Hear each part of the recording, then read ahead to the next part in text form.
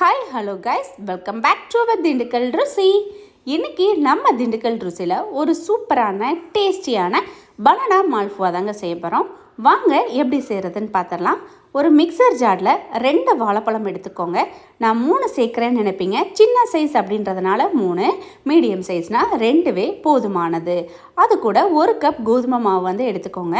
Same கப்பில் 2 cup பால் வந்து எடுத்துக்கோங்க. ஃபஸ்ட்டு நம்ம 1 கப் பாலை வந்து சேர்த்துக்கலாம். அது கூடவே 1/2 ஸ்பூன் ஏலக்காய் தூள், 1/2 ஸ்பூன் சோம்புத்தூள் வந்து சேர்த்துக்கலாம்.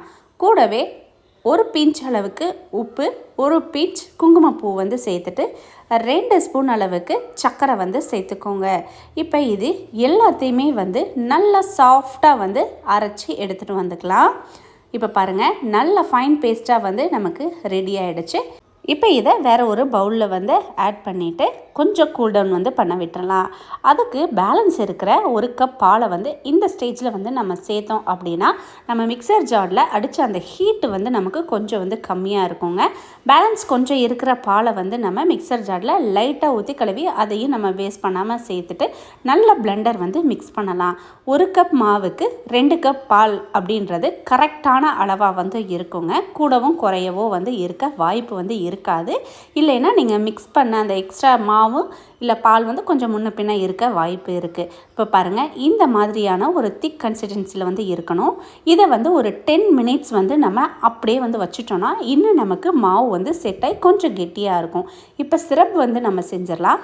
அதுக்கு ஒரு பாத்திரத்தில் 1 கப் ஜீனிக்கு 1 கப் தண்ணி ஈக்குவலான அளவில் இந்த சிரப் வந்து ரெடி பண்ணணும். நம்ம குலாப் ஜாமுனுக்குலாம் ரெடி பண்ணுவோம் இல்லையா, அந்த மாதிரியான ஒரு சிரப் வந்து நம்ம வந்து ரெடி பண்ணணுங்க. பாருங்கள், இப்போ நல்லா கொதி வந்துருச்சு. இது வந்து ரொம்ப திக்காக இருக்கக்கூடாது. நம்ம ஊற்றின தண்ணியிலேருந்து ஒரு 3/4 பங்கு வந்து வந்தால் போதும். லைட்டாக திக்கான கன்சிஸ்டன்சியில் இருந்தால் போதும்.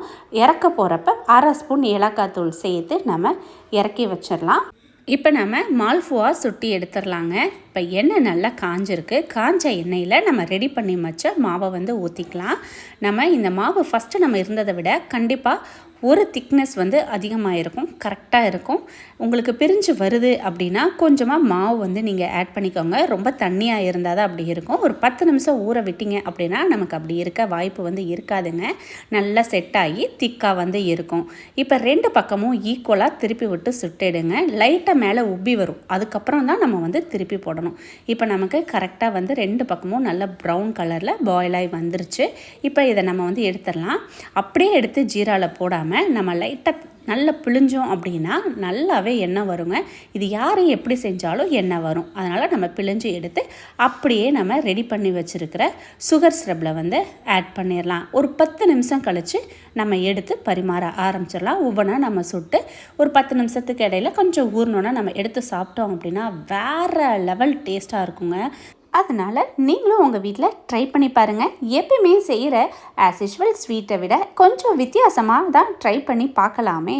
இப்போ இது நல்லா ஊறிடுச்சுங்க. இப்போ இதை வேறு ஒரு பவுலில் எடுத்து எல்லாருக்கும் கொடுக்கும்போது மேலே கொஞ்சம் பாதாம் பிஸ்தாவை அப்படியே அன்பாக தூவி விட்டு கையில் கொடுத்தீங்க அப்படின்னா இதை சாப்பிட்டு எல்லோரும் சொல்லுவாங்க, ருசியோ ருசி. இந்த வீடியோ உங்கள் எல்லாருக்கும் பிடிச்சிருக்கும்னு நினைக்கிறேன். பிடிச்சிருந்தா மறக்காமல் சப்ஸ்கிரைப் பண்ணிக்கோங்க. தேங்க்யூ ஃபார் வாட்சிங்.